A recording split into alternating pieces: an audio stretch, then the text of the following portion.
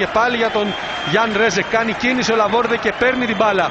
Προσποιείται, ελευθερώνεται η σέντρα για τον Ιντζάκη, η κεφαλιά που γίνεται. Εδώ ο Ολλανδός εκτελέστηκε στα γρήγορα από τον Ντουάρτε για τον Ιντσχάκη που πάει να περάσει και τα καταφέρνει. Ιντσχάκη πλάγια, κάνει το γύρισμα, κόρνερ. Τον Οκά κάνει κίνηση και τον βλέπει τον Λαβόρδε. Λαβόρδε επιχειρεί τη σέντρα χαμηλά, ο Μέρτακας εκεί θα απομακρύνει. Η μπάλα στον Τομάς που έχει χώρο. Ψάχνει κάθετα να βρει τον Τσάντο, ο οποίος πάει και ξεφεύγει. Υπάρχει τι? Πέναλτι ή φάουλ?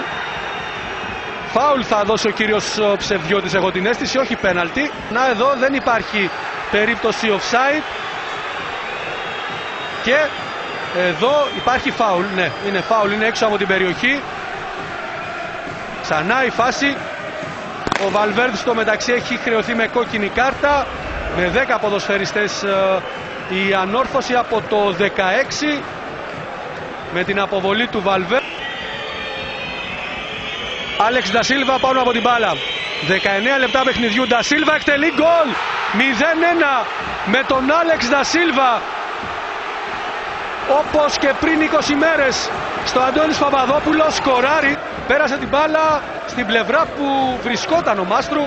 Κοιτάξτε, ήταν αφύλακτη διάβαση εκεί. Το πλάγιο βρίσκοντας τον Αβραάμ, ο οποίος έχει χώρο μπροστά του για να περάσει.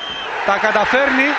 Εδώ υπάρχει όμως φάουλ, υποδεικνύει ο κύριος Ψευδιώτης, θα βγάλει και κάρτα. Ξαναδούμε τη φάση εδώ.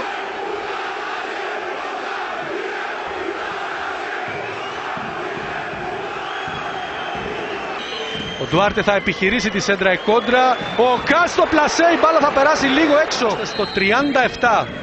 Ο Λαμπάν εκτελεί, περνάει την μπάλα πάνω από το τείχος, στο δοκάρι όμως σταματάει. Σκοπελίτη στον από το ψαλίδι, κόντρα και κόρνερ. Εδώ το δοκάρι από τον Λαμπάν. Θα την απομακρύνει, ο Λαμπάν θα την κατεβάσει, έχει χώρο για σουτ. Το επιχειρεί, είναι καλό, η μπάλα έξω. Ντουάρτε για τον Λαβόρδε με τον Καταλάνα, του ξεφεύγει. Λαβόρδε περνάει στην περιοχή, πάει για το γκρέμιζε, είναι πέναλτι.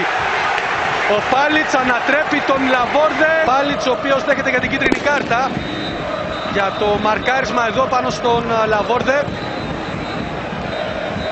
Προσωπική μονομαχία, Γιάν Ρέζεκ λίγα μέτρα φόρα, εκτελεί, η μπάλα έξω. Ξανά η εκτέλεση με τον Ρέζεκ. Η μπάλα στην εξωτερική πλευρά. Πιέζει ψηλά η ανόρθωση ο Λαμπάν για τον Οκά. Απέναντι από το 1-1 η ανόρθωση. Ο Χαϊμόφ όμως με τα πόδια θα απομακρύνει. Στη συνέχεια ο Μέρτακας, ο Αβραάμ. Κάνετε ακόμη μια σπουδαία ευκαιρία για την μεγάλη κυρία που έχει πει πολύ δυνατά στο δεύτερο ημίχρονο, κεφαλιά από το Ρέζεκ. Με τον Ντεκλέρ να είναι μπροστά του. Λαβόρδε περνάει στην περιοχή. Δεν έκανε καλό κοντρόλ. Ξεφεύγει. Δεν υπάρχει κάτι. Ο κύριος Ψευδιώτης υποδεικνύει να συνεχιστεί το παιχνίδι. Ντασίλβα για τον Τομάς. Έχει χώρο αυτός για το σούτ. Το επιχειρεί. Ο Τσάντο που ζητάει μπάλα στην περιοχή για τον Μέρτακα. Πάει και περνάει ο Μέρτακας. Γυρίζει για τον Τσάντο το πλασέ. Η μπάλα είναι κόρνερ. Πολύ καλό ρυθμό. Ντασίλβα εκτέλεσε γκολ. 0-2. Ξανά ο Ντασίλβα. Ο Τσάντο, όχι, είναι αυτό. Γκολ του Πάολο Ζόρζ, αν είναι σωστός. Για να το ξαναδούμε. Ο Πάολο Ζόρζ είναι αυτό. Για τον Ρονκάτο στην πρώτη του επαφή με την μπάλα. Επιχειρεί το γέμισμα, είναι καλό. Ο Ρέζεκ έξω. Ο Πάλιτς για τον Ντασίλβα. Ντασίλβα επιχειρεί την προσποίηση. Ψάχνει χώρο για το σούτ. Δεν προλαβαίνει ο Πάλιτς. Μπάλα και πάλι στον Ντασίλβα. Νέα σέντρα ο Τσάντο. Δεν μπορεί για το σούτ. Χάνεται μεγάλη ευκαιρία για την ΑΕΚ. Άλεξ Ντασίλβα. Ντασίλβα είναι μόνος του από την άλλη πλευρά. Ο Πάλιτς τον βλέπει το πλασέο Μάστρου με τα πόδια. Ντασίλβα στο ύψος της περιοχής. Ντασίλβα για τον Τομάς. Απέναντι από το 3-0 και γίνεται 0-3 στο 83. Σε τον Άλεξ Ντασίλβα. Είδε την κίνηση του Τομάς. Τον έβγαλε αμαρκάριστο.